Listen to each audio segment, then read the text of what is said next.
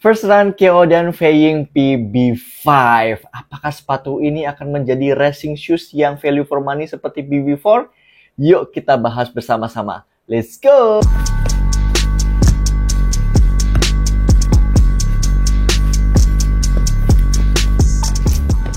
Ini dia KO dan Feiying PB5. Nah, untuk berikutnya kita akan sebut sebagai PB5 saja ya, biar lebih singkat. Nah, sepatu ini merupakan generasi selanjutnya dari sepatu PB4 tahun kemarin ya, yang merupakan menjadi salah satu racing shoes favorit saya secara pribadi. Bahkan saya gunakan untuk full marathon di Bali Marathon tahun 2024 dan dapat PB.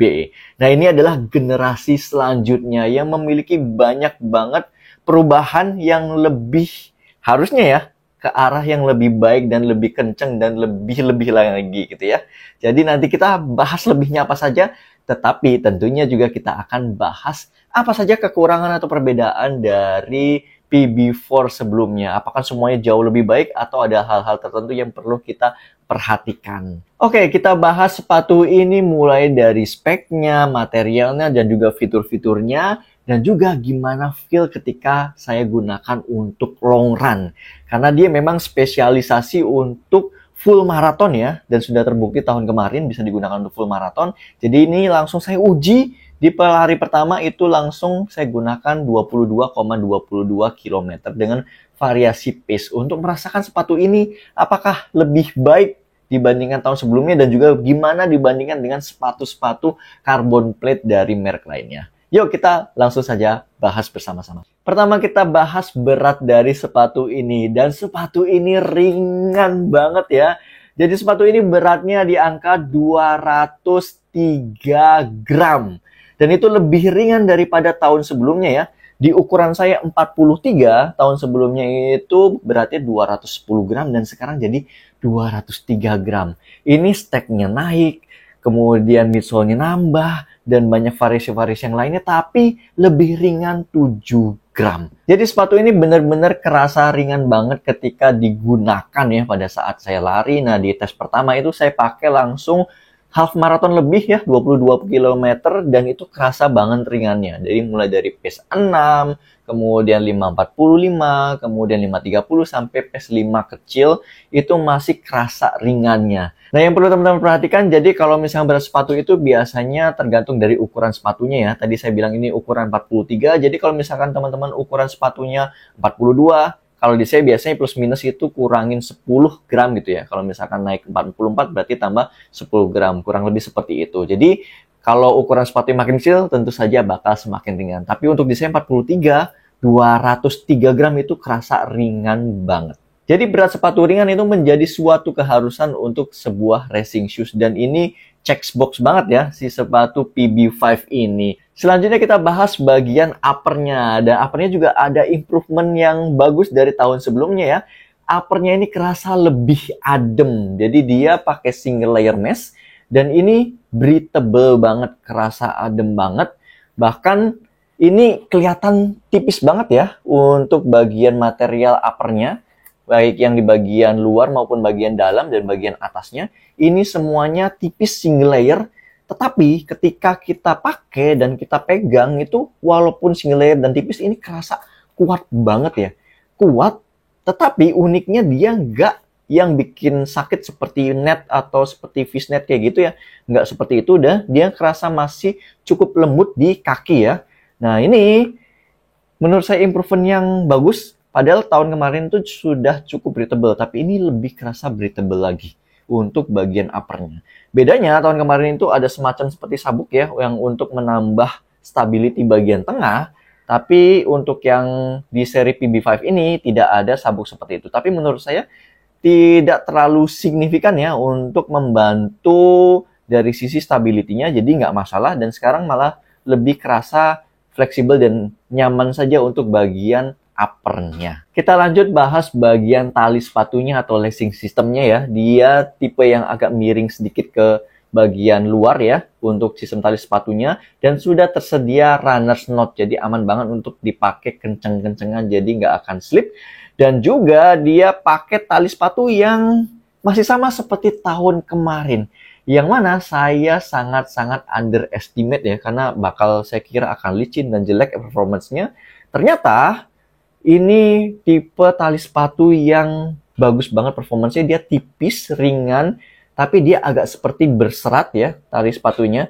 Dan di bagian atasnya ini ada semacam bulat-bulat. Jadi ketika kita ikat, ini bakal kenceng banget. Dan dia mencengkram dengan baik dan tidak ada masalah sama sekali. Jadi tahun kemarin itu dapat tali sepatu tambahan yang dia tipe racing yang berserut, yang bahkan saya nggak pakai sama sekali karena memang tipe tali sepatu ini menurut saya performance-nya sudah sangat bagus. Dan di tahun ini dia tidak mendapat tambahan tali sepatu karena memang mungkin dia pede banget dengan performance dari tali sepatu ini yang bekerja dengan baik. Berikutnya kita bahas bagian tangnya atau lidah sepatu ini. Jadi tangnya ini tipe yang tipis banget, masih sama seperti tahun kemarin ya, sangat-sangat tipis, tapi dia ada improvement yang akhirnya direalisasikan oleh Kyodan ya. Jadi tahun kemarin itu saya kritiknya untuk bagian tangnya ini ada lubang 2 besar ya, logo Kyodannya di sini, dan itu cukup mengganggu ketika saya pakai tali sepatu gitu ya, menyentuh bagian upper atau punggung kaki saya, jadi itu lumayan kerasa. Dan di tahun ini dia tidak ada lubang-lubang besar, tapi dia lubang-lubang kecilnya sangat-sangat banyak dan juga breathable untuk bagian tangnya. Jadi bakal menambah sirkulasi udara juga, tetapi memang dia versi tang yang racing ya, benar-benar tipis, tidak ada padding-padding sama sekali, dan dia tidak gasitit atau tidak bersabuk. Cuman untuk yang bagian dalamnya dia dijahit. Jadi si tang ini nggak akan pergi kemana-mana ya, nggak akan bisa bergeser-geser karena memang dia stay untuk bagian dalamnya. Jadi kita tinggal sesuaikan untuk bagian tengah dan luarnya ini agak ditarik ketika dipakai gitu ya. Jadi dia nggak akan pindah kemana-mana si tangnya ini. Jadi improvementnya lumayan bagus ya dari sisi tangnya ini, dia mempertahankan yang baik, ringan dan juga racing shoes banget, dan juga memperbaiki hal-hal yang jeleknya termasuk menghilangkan lubang yang besar tadi. Jadi si Kyodan ini sedikit banyak mendengarkan para penggunanya, termasuk saya mungkin memberikan sedikit kritik atau review untuk sepatu Kyodan PB4 tahun kemarin, dan sekarang jadi better untuk bagian tangnya. Kita lanjut lagi bagian upper yang terakhir, yaitu bagian collar dan juga heel counternya. Nah ini masih sama seperti tahun kemarin, dan bagian yang saya suka juga di tahun kemarin dan tetap dipertahankan. Jadi dia racing shoes, tapi untuk bagian collarnya ini kerasa lembut banget. Jadi ketika dipakai itu tidak seperti racing shoes ya, beberapa yang bikin kasar bagian collarnya ya. Nah ini lembut banget, tapi dia sangat-sangat ringan ya. Jadi tidak ada strukturnya untuk di bagian samping-sampingnya, ada struktur sedikit di bagian belakang heel counternya. Ini bagian segitiga ya. Dia ada tulisan juga di sini 42,195 km.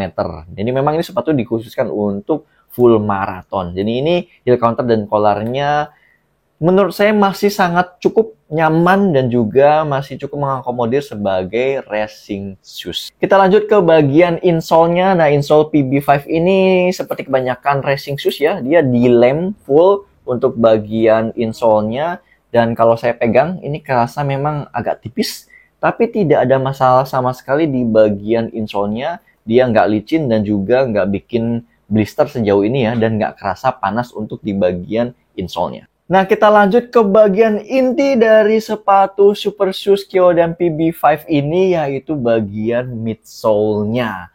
Nah, midsole-nya ini warnanya nih keren ya. Ini orange, ada emas-emas, kemudian juga ada pattern-pattern di bawahnya. Nah, midsole-nya ini dia menggunakan Q Kung Fu Pro ya. Nah, ini dia double layer. Jadi bagian atasnya ini berbeda dengan bagian bawah. Nah, bagian atasnya ini kalau kita ukur dengan durometer itu 20 HA, dan bagian bawahnya ini adalah 25 HA.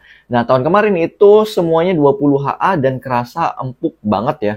Jadi ini ada perbedaan sedikit di antara tahun ini dan juga tahun kemarin. Jadi perbedaannya yang atas ini tetap empuk 20 HA dan kerasa bouncy dan juga squeezy gitu ya. Nah, untuk bagian bawahnya ini 25 HA, kerasa lebih firm tapi dia bikin lebih stabil.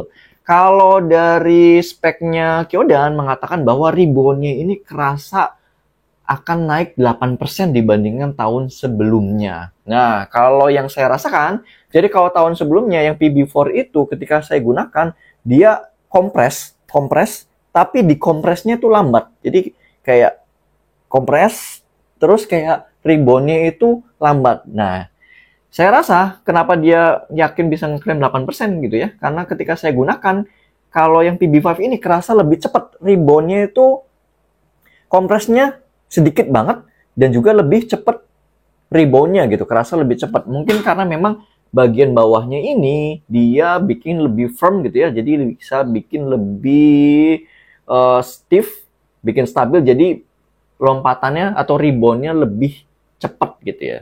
Jadi memang lebih firm untuk bagian yang bawahnya. Nah, untuk di rasa kakinya itu sebenarnya tetap kerasa nyaman ya, tetap kerasa nyaman, cuman memang feel-nya agak beda aja. Jadi lebih snappy, kata yang lebih cocok ya, lebih snappy, lebih cepat.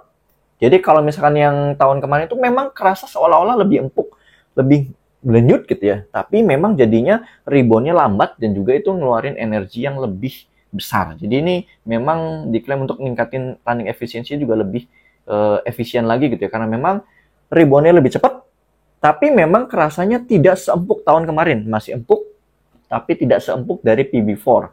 Jadi dia lebih snappy, lebih cepat untuk reboundnya. Dan 8% menurut saya sih masih wajar ya, dan itu cukup tinggi untuk perbedaan dari tahun yang sebelumnya. Jadi ketika saya gunakan yang PB4 di Maybank itu, kerasa nyaman banget untuk jarak yang jauh ya. Nah, kalau ini ketika saya gunakan untuk half marathon di penggunaan pertama, dia kerasa snappy banget. Empuknya ini masih forgivable ya, jadi masih cukup enak, tapi kerasa memang agak firm di bagian bawahnya, seperti itu. Kurang lebih ya, jadi secara kekencengan, kecepatan gitu ya, ini bakal kerasa lebih cepat banget dibandingkan PB4 gitu. Jadi memang rasanya untuk ini lebih gampang naikin pace. Jadi kalau di PB4 itu untuk naikin pace di bawah pace 5, itu agak effort. Bisa banget sampai pace 4, pace 3 besar juga ya, masih bisa gitu, tapi kerasa lebih effort. Kalau ini lebih effortless karena dia lebih snappy rasa di kakinya. Dan itu ditambah lagi untuk QR plate-nya ini ada perubahan ya. Jadi QR plate-nya ini atau carbon plate-nya, stiffness-nya itu naik sampai 11%. Jadi memang ini kerasa lebih stiff banget di tangan saya, kerasa lebih stiff, dan juga memang ketika di langkah atau ketika stride itu kerasa lebih snappy. Jadi snappy-nya selain dari sisi kompon midsole-nya yang firmness-nya nambah di bagian bawahnya gitu ya, tapi dari sisi carbon plate-nya juga dia bikin kerasa bakal lebih cepat gitu ya untuk rebound-nya atau untuk pantulannya bakal lebih kerasa lebih cepat. Jadi itu positif banget untuk sebuah racing shoes ya, karena memang selain tambah snappy di midsole-nya, bouncy dan snappy gitu ya, dia ditambah pantulannya makin kenceng. Jadi ini kerasa banget akan sangat membantu kita ketika berlari. Kalau saya rasakan ya, ketika long run kemarin itu di 545 ke bawah itu kerasa untuk semakin mendorong atau kerasa banget untuk semakin kita bikin kenceng. Jadi kalau di bawah pace 6 itu kerasa memang justru agak lebih pegel karena lebih stiff untuk bagian carbon plate-nya ya. Tapi ketika udah 545 ke bawah, semakin kecil pace-nya ini justru semakin enak banget, semakin mantul, semakin gliding. Jadi ngerasa moving forward banget ya. Apalagi memang untuk bagian depannya, untuk rockernya walaupun tidak cukup ekstrim, tapi ini cukup ada rockersnya gitu ya. Jadi bikin kita semakin rolling banget ketika berlari di pace yang lebih kecil. Dan kalau dibandingkan tahun kemarin, ini lebarnya juga nambah ya. Jadi sisi kelebarannya, sisinya ini nambah 5 mm. Dan itu membuat sepatu ini kerasa lebih stabil dibandingkan yang tahun sebelumnya. Jadi lebarnya nambah, kemudian stack-nya tetap sama. Stack-nya ini bagian belakangnya adalah 34 mm, bagian depannya ini 27 mm. Jadi heel drop-nya ini 7 mm, dan itu memang cocok banget untuk racing shoes ya. Jadi kerasa enak banget untuk rollingnya. Dan juga dari sisi stability-nya ini lumayan nambah dibandingin tahun sebelumnya. Jadi tahun sebelumnya itu kompensasinya karena agak bergoyang gitu ya. Jadi di bagian tengahnya ada sabuk tambahan untuk bisa menstabilkan kaki kita gitu ya. Jadi sedangkan yang ini karena memang PB5 ini sudah lebih lebar, bagian platformnya dia tidak perlu ada sabuk di bagian uppernya. Jadi itu menurut analisis saya dari sisi desainnya. Jadi ini untuk midsole-nya merupakan improvement yang paling besar dari sepatu ini dan kerasa banget bedanya karakternya. Jadi PB5 ini kerasa banget lebih agresif bagian midsole-nya dibandingkan PB4 di tahun sebelumnya. Terakhir kita bahas bagian rubber outsole-nya. Nah, rubber outsole-nya ini menggunakan CPU rubber ya. Dia sama seperti tahun kemarin, translucent, tapi memang performance-nya ini luar biasa ya. Yang tahun kemarin aja PB4 itu dia 200-300 km nggak ada kerusakan sama sekali dan bener-bener resisten banget. Dan tahun ini dia dibilang akan lebih improve lagi dari sisi resistensinya. Jadi kemungkinan ini bakal awet banget untuk rubber outsole-nya. Jadi ini kelihatannya transparan yang gampang rusak gitu, tapi realitanya ini sangat-sangat strong banget di bagian rubber outsole-nya. Ini salah satu rubber outsole yang sangat enak digunakan ya, dan dia nggak terlalu slip juga untuk dipakai di aspal, di beton, maupun pada saat hujan. Pas Bali aja itu waktu tahun kemarin, itu lari full marathon, full hujan ya, dan ini nggak ada masalah sama sekali dengan tipe rubber CPU dari Kyodan ini. Ini bagus banget menurut saya dari kualitas rubber outsole-nya. Jadi kesimpulan dari PB5 ini adalah sepatu ini memang improvementnya banyak sekali daripada tahun sebelumnya. Terutama bagian uppernya ini kerasa lebih adem, secure, dan juga lebih nyaman lagi untuk sebuah ukuran racing shoes. Dan memang terjadi perubahan karakteristik yang banyak di bagian midsole-nya. Jadi tahun sebelumnya itu lebih empuk, squishy, dan lambat gitu ya untuk rebound-nya. Tahun ini lebih agresif, lebih snappy, tapi memang agak sedikit lebih firm sedikit gitu ya. Dan juga dari stability-nya lebih lebar sedikit gitu ya. Jadi lebih baik dari sisi stability-nya. Dan ini kemungkinan lebih cocok untuk teman-teman yang memang nyari sepatu yang cepat, yang quick, yang rebound-nya cepat, yang snappy gitu ya. Bukan sepatu racing shoes yang empuk banget, yang sampai squeezy, yang kompres dan dikompresnya lambat. Nah ini benar-benar dia snappy banget. Ini cocok untuk yang teman-teman pace-nya sudah di bawah 545 untuk pada saat speed session maupun pada saat race gitu ya. Jadi memang cocoknya untuk yang 545, 530, pace 5 atau 430 dan 4 dan 3 gitu ya. Jadi ini bakal lebih cocok banget untuk teman-temannya lebih quick kakinya gitu ya, seperti itu. Jadi bakal lebih dapat manfaatnya banget dari midsole-nya maupun dari carbon plate sepatu PB5 ini. Dan sepatu ini dijual di angka 2,3 jutaan. Di Tokped ada beberapa toko yang jual gitu ya, dan juga ada Kyodan.id juga, itu distributor resmi dari Kyodan Official. Dan ini menurut saya value for money banget untuk 2,3 juta. Dan dari build quality-nya, yang tahun kemarin aja itu sudah sangat bagus build quality-nya ya. Dan tahun ini lebih improve lagi. Jadi dari build quality-nya bakal sangat-sangat bagus banget, bakal awet banget. 500 km pasti lewat ya, bisa 700 atau makan lebih gitu ya, untuk dari sisi kualitasnya dan juga dari sisi kenyamanannya masih cukup nyaman untuk racing shoes.